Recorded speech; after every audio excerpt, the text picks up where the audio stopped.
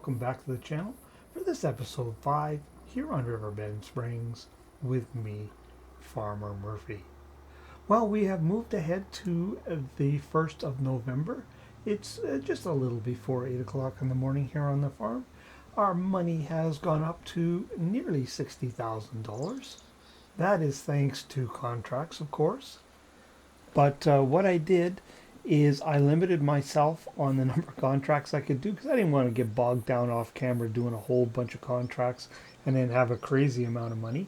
So what I did is I limited myself to a max of 3 contracts per day. Typically what I was doing, I was come in on the game day, pick 3 contracts I wanted to do, and once they were complete, I'd just move on. I wanted to give us some money to move ahead with, but I mean, contracting isn't our focus. That is our focus on the Can You Survive FS25, so I didn't want to focus on it too much here. Now, as you can see, the fall colors are out in full swing here. Riverbend is looking pretty nice, I must say, in its fall regalia. And I am recording this after the update. It's actually the day I said the update was coming, and it actually came out nearly a week ago. So obviously when I said I had a little birdie saying it was going to come out December 3rd, that little birdie was wrong. And also no new game save is required, so we're just carrying on. But one thing you'll notice here on the farm, there's been some changes around this building, and obviously it's never going to be a chicken pen. So at some point we may think about getting rid of that and putting a chicken pen in its place. But that's not for today. Today is all about our cows, or more importantly, feeding our cows. Well, winter is coming. And not only do we have the fall colors, but if we look in our pasture here, you can see the grass is no longer nice and green. It's turned kind of brown. If we take a look at our animal menu here, you can see, oh, and I need to point something out. For some reason, I noticed when I was doing my edit on last episode, my mouse cursor is not being recorded. So I was pointing at things and you couldn't see what I was pointing at, so I'll try not to rely on that anymore. Anyways, our productivity and health are up to 100%. Our reproduction rate is at 20, and that's on hay and the meadow grass. And the meadow grass is still full. That number hasn't changed. But looking at our pasture, I don't know how much longer we can count on that. Now, originally, what I was going to do, I said I was going to turn in our New Holland baler we had leased, and I was going to turn this field into silage to give our cows for the winter. And I got thinking about that, and I said, I've got a baler currently leased. Do I want to turn that in and borrow money to buy the John Deere baler? Or even kind of crazier still, to my mind, was to turn the New Holland in and turn around and lease the John Deere just for single use, because I think our contracts, I'm going to guess after this month, are going to be done for haying, or baling I should say, sorry. So I was thinking about, well, maybe we should just do hay, and then we could just use the baler we had. And my decision was made for me because this tedder came up for sale last month for only $7,000. I said, you know what, I'm just going to buy that. We'll make hay. We can use this baler, and then we can turn all the leased equipment in here probably at the end of this month, I'm thinking. The contracts certainly have reduced in number so far this month anyways. And then we will have still a large chunk of change left to get us through the winter. So that is what we're going to do. But you know what? While I'm yakking here, I might as well be mowing. I've actually never used this mower. The mowing contracts we did with it, I had a worker do. So I actually haven't used it. Oh, you know what? Just a second. Let's check in the shop here. I don't know how fast this thing actually will run. Where's mowers? Right there. It has a running speed of 13 miles an hour. You know what? While we're here, let's back up. No, no, no. Back up. Murphy, back up. Let's still mowers. One more. Windrowers. That's what I was looking for. I think we're going to buy, really the only choice for us, or the best choice for us, is to buy this Samez one for 19,000, 8.4 meters. I do like these style of windrowers, but ooh, they are pricey. Hopefully we can afford one in the future, but right now it doesn't. You know what? What the heck? I doubt it's going to come up used in the next half an hour while we're talking or whatever it is. So let's just buy it and then we'll go pick it up from the store.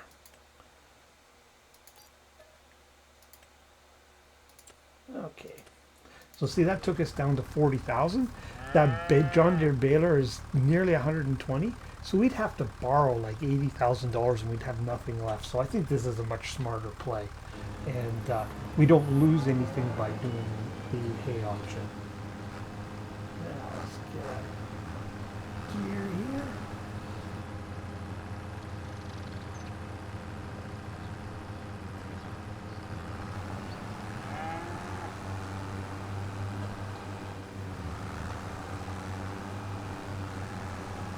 A little rough spot there. There we go. That should work. We can get rid of this. Now we don't have to stare at that. So I modified my plan just a little bit, and that is, you know what? Actually, we should just mow this. There's no reason. This is our land.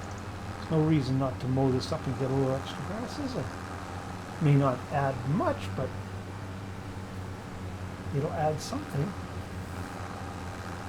Yeah.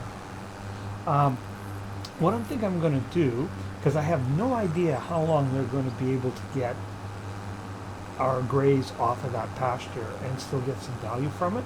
And if we had just hay, then we drop to 80%. What I'm thinking of doing is making a couple grass bales, just raw grass. What I thought we'd go and we'd windrow one round around the outside and cut that a little sharp, or a little short, I should say, and see if we can get a bale or maybe two at the most, and then the rest will turn to hay. Oh, we don't want to be running over that, because I got crop destruction on. That would be bad news. Here and swing around. So we'll just kind of see once we get it windrowed up and start baling how many bales we can get. Now I did put it on the smallest bale size already, because if we got 2 small grass bales, I think that'll get us through. I mean, the cows haven't hardly eaten down much at all of that hay bale already, so there's only the 3 cows. I think we'd be okay. Certainly get us a long ways through the winter anyways for now, and it's not like we'd be stuck, because we could certainly go buy a silage bale if we had to, if we wanted to keep the productivity up at 100%.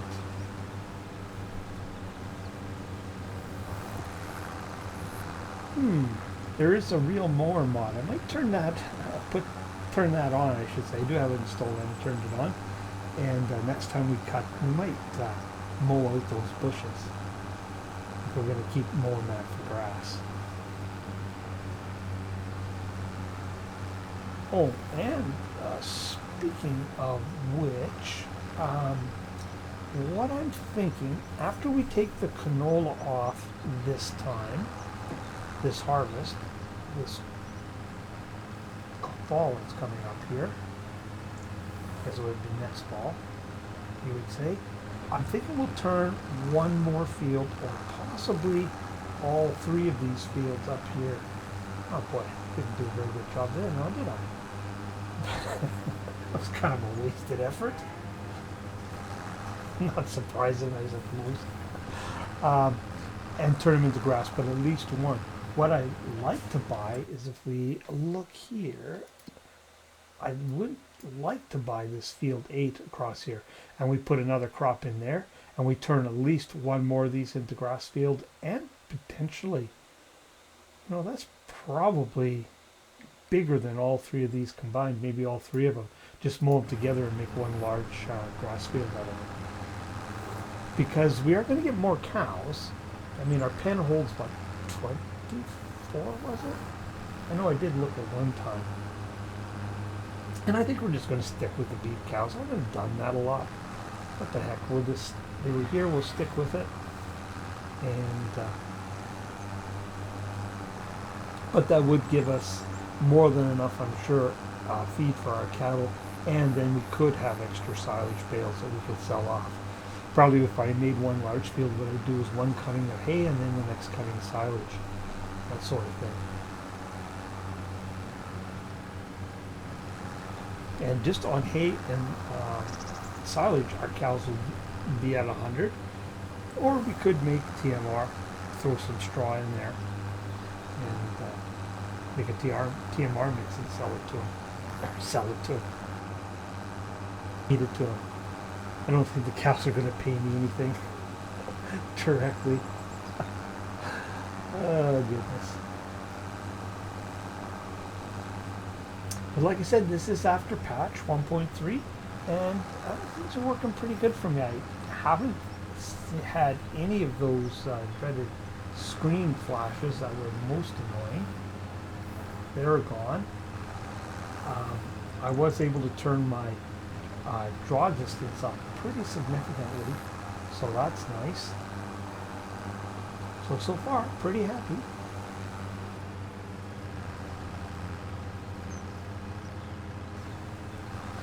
I've noticed a couple small things, but they're pretty darn minor.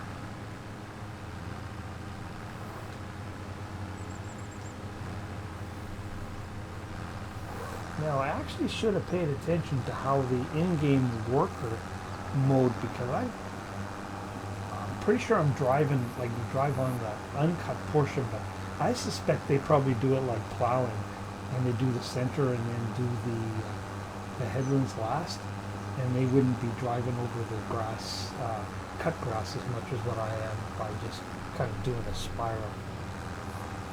Maybe I'll pay attention to that next time, see how they do it.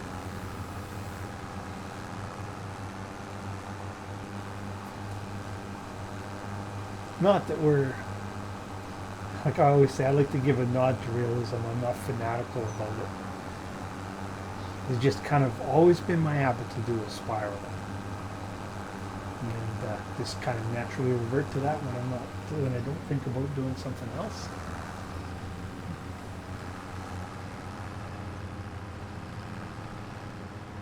Now, try and keep out of those trees. Always dangerous using the thumbstick to do that. Because then things can take off on me. Oh man, I just can't get that corner right now, can I?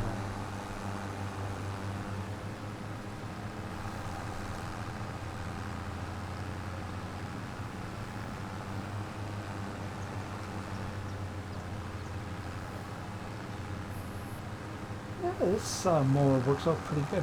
Used it a tiny little bit in 22, but not much. But I thought it was a good choice for us because, like I said, with all of the haying equipment we have so far, we could do all our haying with this little John Deere, which is kind of nice.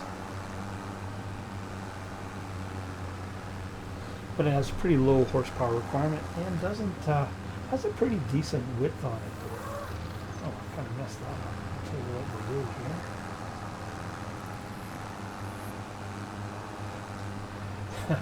I can you tell I don't use this style of mower much?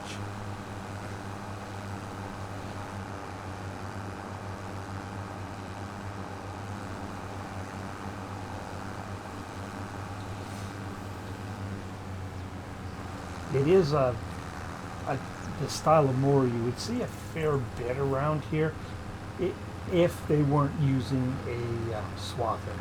And that's when we get the money is what we'll use the MacDon pack to cut our grass because that's what we would typically see in farms around where I live here in Alberta. By far the most popular way of knocking grass down.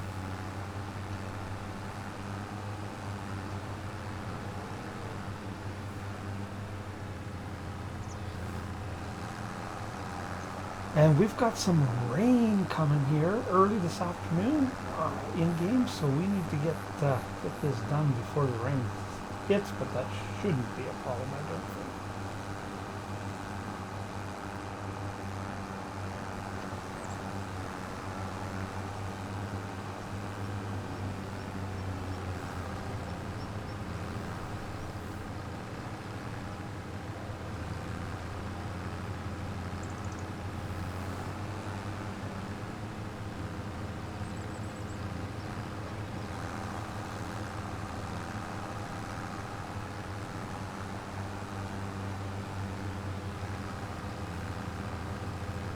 Oops. Swing around here so I can see what I'm doing.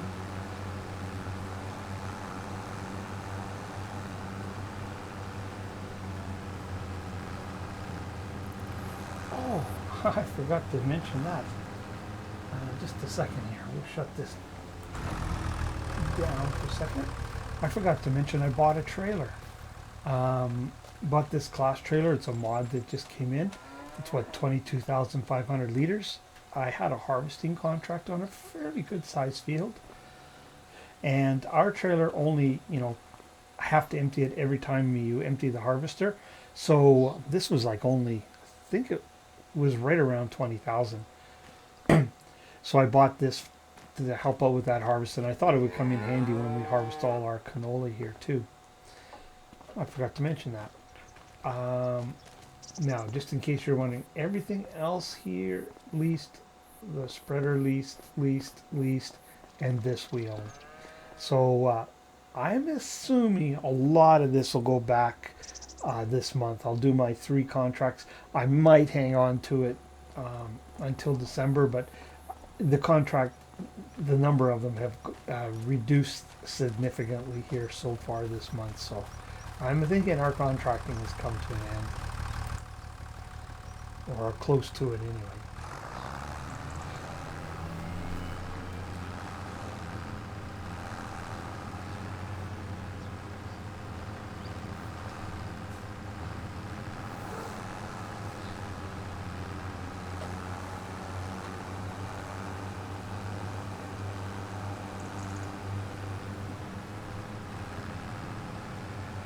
All right, that's all she wrote for that. Get this last little piece here. And I will head to the shop and pick up that windrower. There we go. So I'll do that, and I'll meet you back at the field here when I've got the windrower home. So we'll see you in just a few minutes. Well, we're back with our windrower. We'll get it fired up here.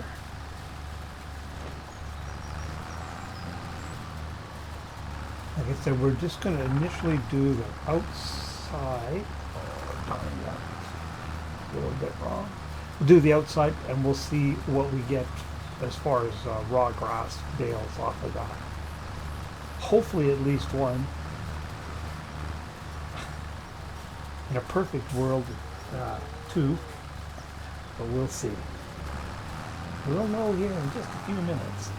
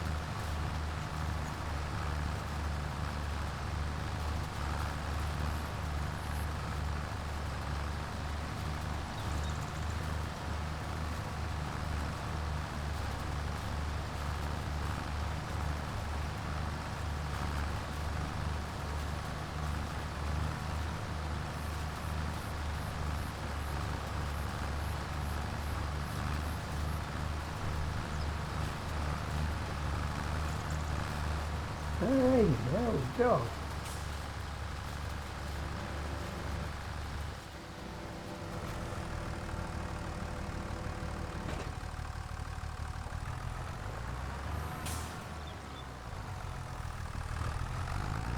Now we'll just drop this off. Now you may have noticed all the gear is sitting in the yard. Um, I am going to put stuff away, like a lot of it's going to disappear when we return it, but I will tuck everything away for the winter. But the weather's been real nice, and so rather than struggling with it in and out of the barn, I've just lined it up here, so it's got easy to get to. And the harvester is, we used it, but I left it out intentionally because I'm going to put the hay bales in there and park the harvester back in that shed.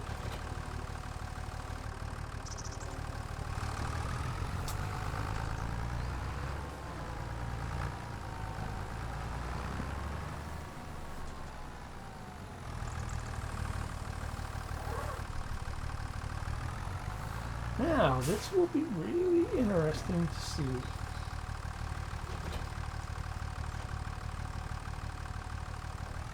Oh, yeah. There went the farm stick. Didn't grab her in time. I do have a new one on order. It'll be here in a week or so. And then that excuse will be gone. With another one. Oh, let's see what we get for bales.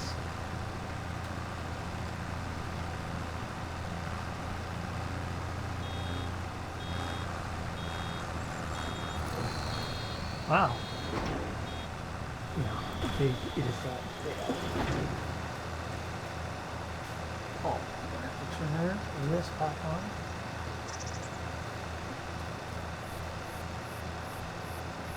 $3,500 liters. I think 2 of those bales will be enough.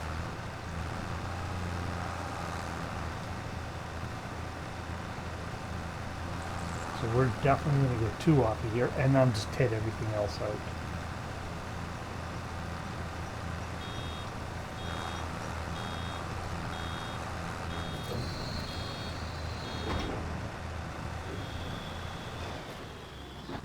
All right, perfect.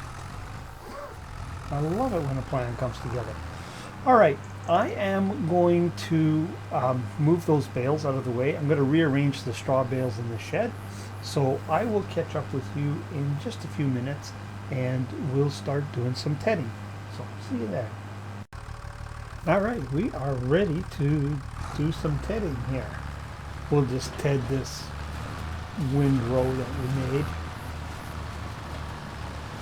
So all I did is I moved all the straw in the shed to one side. That's the side we'll park the harvester and header on. And then the hay and a couple grass bales will be on the other side, so we have access to them when we need them to feed cattle through the winter. So it took me a few minutes to get that organized.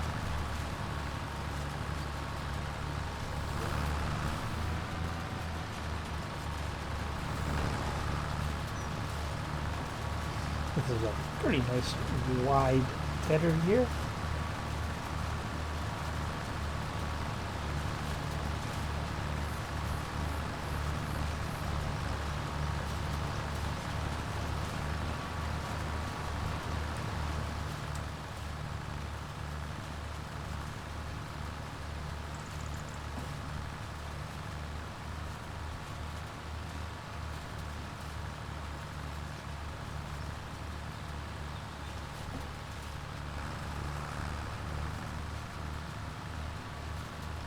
I got a feeling if we had done silage bales, we would have had a few to sell.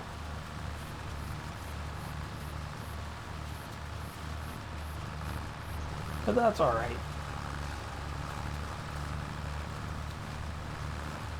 Whenever the next cutting is, we likely will make silage, and then we'll have straw, likely hay left over, and silage, and we can make DMR if we buy the mixer. So it'll all work out in the end.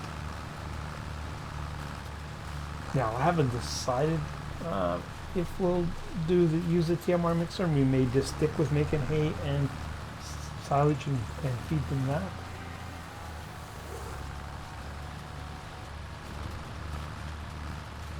What would be ideal is if the pans had an optional fill type, and you could put grain crop in there. You know, as a not as necessarily required, but an option. So you could throw a little barley in there.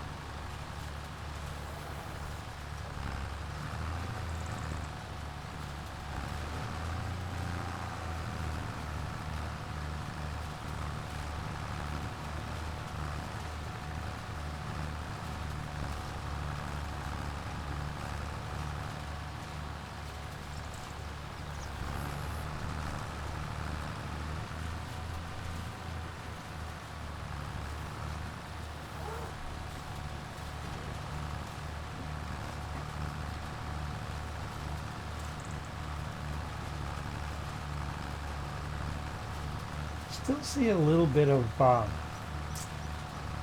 like the grass coming in and out, and I noticed that too on windrows a little bit.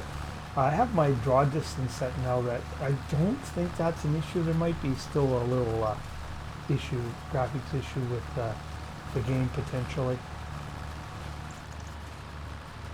It's a fairly minor thing because it does happen a little ways out in the distance. I notice it's worse when you're in cab than out of cab, but I would think it's not that I've got the draw distance set high enough that that's not what's happening.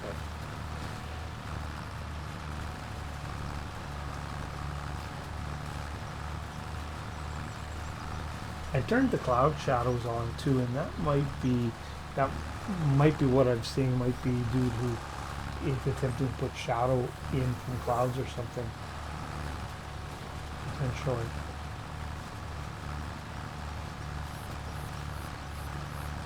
I'm not going to worry about it at this point anyway.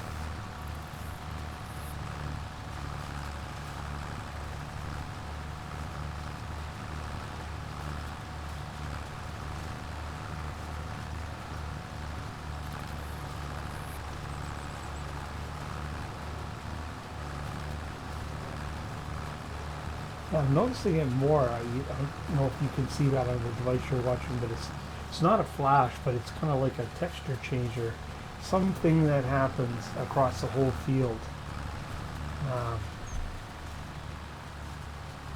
Seems to be. I thought it was the same thing as the swaths will disappear every while, but this is not. It's almost like it's a slight texture change as it updates. I haven't actually tedded before. I do know I have seen tedding contracts. I haven't ever done any, so might be something going on there.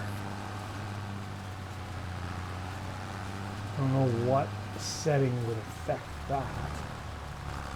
I might. I just recently turned the cloud shadows on. I might turn that off. See if that fixes it. What's going on. But anyways, we're done with that. Get this folded up. Now we're back onto windrowing again. Now I've eaten up a lot of times doing this so far, so maybe I'll do the windrowing off camera, and I'll bring you in for some of the baling, and we'll see how many bales we got off of there. So I will catch up with you in just a little bit.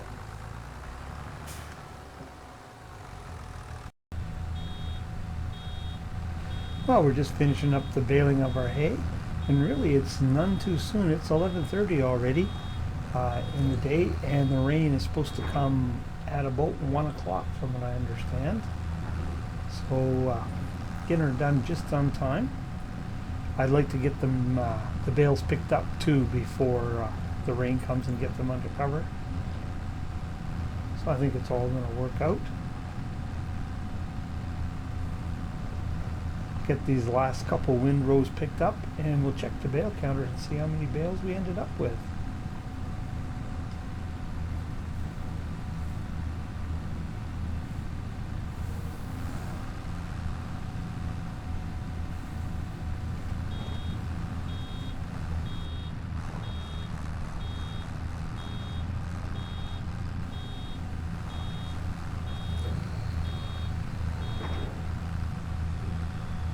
Boy, we're just about out of round bale net too.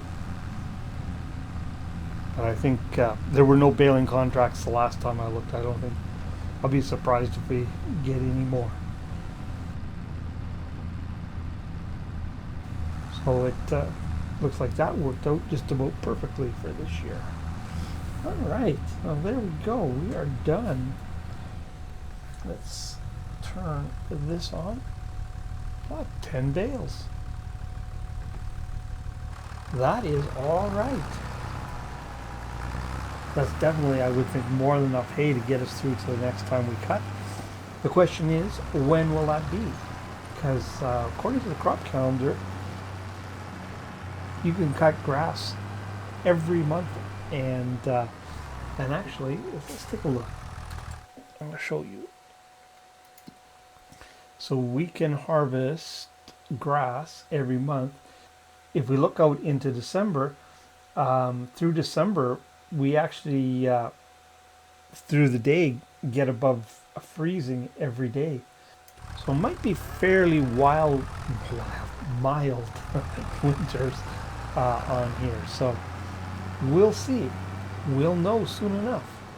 I've got to find some place to park this away for the time being.